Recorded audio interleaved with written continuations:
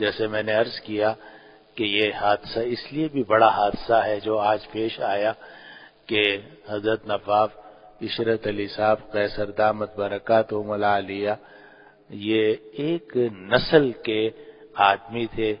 اس نسل کا اب کوئی آدمی قریب میں ہمیں نظر نہیں آتا. اکا دکا کوئی آدمی باقی رہ گیا ہے. حضرت نواب صاحب قدس اللہ سرہ کی ولادت ہوئی ہے 15 رجب سن 1338 ہجری. 15 رجب سن 1338 ہجری اور 15 رجب سن 1338 ہجری کا مطلب یہ ہے کہ آپ اب ہے 1433 ہجری. گویا تقریباً 100 سال 95 سال عمر تھی ہمارے حضرت قدس اللہ سرہ کی. اور جوانی میں یہ بیعت ہوئے حضرت تھانوی رحمۃ اللہ علیہ سے براہ راست. حضرت تھانوی رحمۃ اللہ علیہ سے بیعت ہوئے اور حضرت تھانوی رحمۃ اللہ علیہ سے اپنی اصلاح کرانی شروع کی. جب کچھ عرصے کے بعد حضرت رحمۃ اللہ علیہ کا انتقال ہو گیا سن 1362 ہجری میں حضرت تھانوی رحمۃ اللہ علیہ کا انتقال ہوا ہے. تو پھر انہوں نے حضرت تھانوی رحمۃ اللہ علیہ کے دوسرے اکابر سے رابطہ قائم کیا اور ان سے اپنی اصلاح کروائی. اور شاید ہی حضرت تھانوی رحمۃ اللہ علیہ کا کوئی خلیفہ بلکہ دوسرے سلسلوں کا بھی کوئی بزرگ شاید ایسا ہو جس سے حضرت نے استفادہ نہ کیا ہو اور حضرت اس کی خدمت میں نہ گئے ہوں.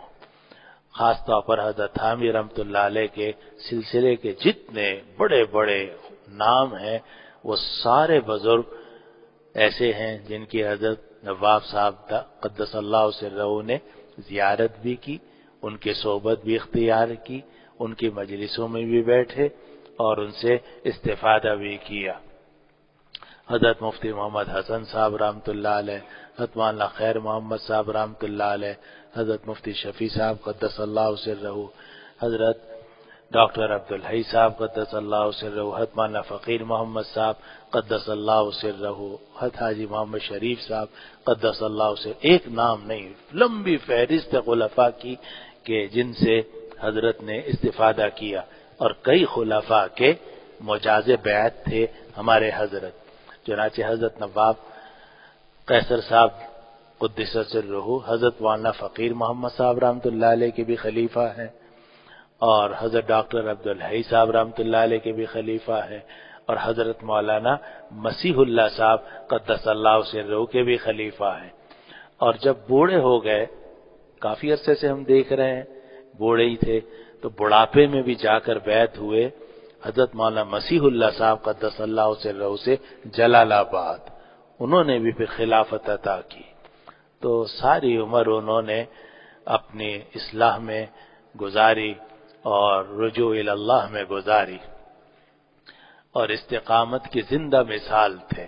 ان کے بیٹے بتا رہے تھے کہ وہ اکثر آیت پڑھا کرتے تھے ان الذین قالوا ربنا اللہ ثم استقاموا تتنزل علیہم الملائکہ الا تخافوا ولا تحزنوا وابشروا بالجنۃ التی کنتم توعدون. تو پڑھا بھی کرتے تھے، تفسیر بھی اس کی اکثر بیان فرماتے تھے اپنے گھر والوں کے سامنے. تو خود حضرت کی جو زندگی تھی وہ استقامت کی عجیب و غریب مثال تھی. اس بڑھاپے میں بھی کوئی روزہ قضا نہیں ہونے دیتے تھے، کوئی نماز گھر میں ادا نہیں فرماتے تھے. ساری نمازیں، پانچوں نمازیں مسجد میں باجماعت، اور باجماعت بھی اس طریقے سے کہ اکثر تو اذان کے وقت پہنچ جاتے تھے، کبھی اذان سے پہلے پہنچتے تھے، کبھی اذان کے فوراً بعد پہنچتے تھے. ابتدا میں جو 2-4 حضرات آتے ہیں ان میں ایک آنے والے حضرت نواب صاحب قدس اللہ سرہ تھے. نواب تھے، ان کی باغپت کے اندر انڈیا میں بڑی جائیدادیں تھیں اور بڑے ان کے جناب مکانات تھے اور زمینیں تھیں.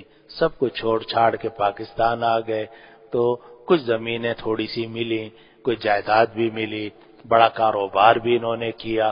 اور ایک زمانے میں جب موٹریں بہت کم ہوتی تھیں، کار بہت کم کسی کے پاس ہوتی تھی، تو اس وقت میں حضرت نواب صاحب کے پاس کار تھی بہت شاندار قسم کی، اور وہ انہوں نے وقف کی ہوئی تھی حضرت تھانوی رحمۃ اللہ علیہ کے خلفاء کے لیے۔ چنانچہ حضرت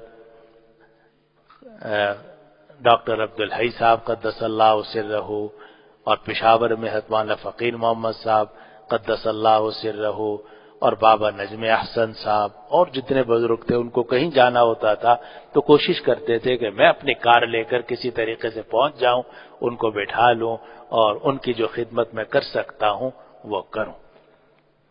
تو حقیقت یہ ہے کہ ہماری آنکھیں بڑی خوش نصیب ہیں، الحمدللہ الحمدللہ، کہ ہم نے ان بزرگوں کی زیارت کی، اور خاص طور پر اس آخری دور میں اور اس آخری زمانے میں اور ان آخری سالوں میں تو حضرت نواب عشرت علی صاحب قدس اللہ سرہ تو اللہ تعالی کی خاص نعمت تھی اس دنیا کے اوپر، اور ہم لوگوں پر وہ نعمت ہم سے دور ہو گئی ہے، یعنی دنیا سے آخرت کی طرف منتقل ہو گئی ہے۔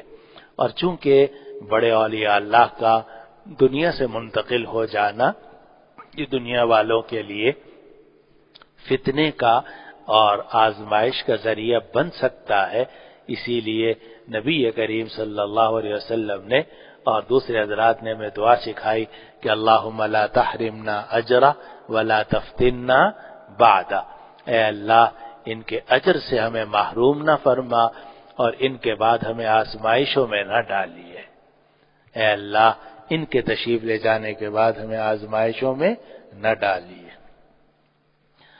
تو اللہ تعالی ہم بھی یہ دعا کرتے ہیں کہ اللہم لا تحرمنا اجرا ولا تفتنا بعد، اللہم لا تحرمنا اجرا ولا تفتنا بعد، اللہم لا تحرمنا اجرا ولا تفتنا بعد، اللہم اغفر له وارحمه وارض عنه ووسع مدخله واکرم مثواه، اللہم ابدلہ دارا خیرا من دارہ واہلا خیرا من اہلہ وزوجا خیرا من زوجہ، اللہم اغسل خطایاہ بالماء والثلج والبرد ونقہ من الخطایا كما ينقى الثوب الأبيض من الدنس، اللهم باعد بينه وبين خطاياه كما باعدت بين المشرق والمغرب، اللهم وسع مدخله وأكرم مثواه وأدخله الجنة جنة الفردوس۔